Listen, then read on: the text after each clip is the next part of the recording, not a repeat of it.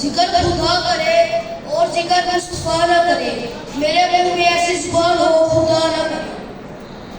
हुजूर server कायनात की बारगाह आलिया में ये नात पेश करने के लिए तशरीफ लाते हैं अब्दुल रहमान अशरफ भाई।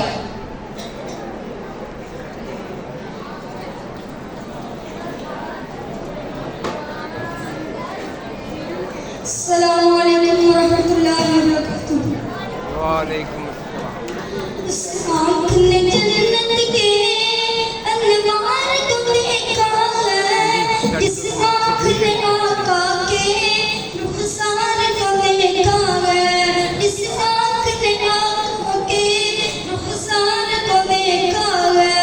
और चेहरे से जुल्फ़े हटाए, चेहरे से जुल्फ़े हटाए, फिर क्यों न कमर शर्माए, उंगली के इशारे से फिर दो टुकड़े हो जाए। जब चलते हैं सज धज कर वो तैबा की गलियों में, महका हुआ खुशबू से बाजार को देखा है।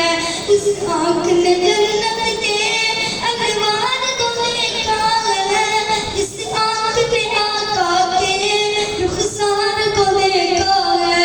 और जिसने देखा यूसुफ को उंगलियां कटवाई है, जब मेरे नबी को देखा फिर जाने लुटवाई है। क्योंकि वो मिस्र की औरत थी, वो मिस्र की औरत थी, ये आकट दीवाने इन्होंने रसूलों के सरदार को देखा है। उस आँख ने जन्नत के अनवार को देखा है, इस आँख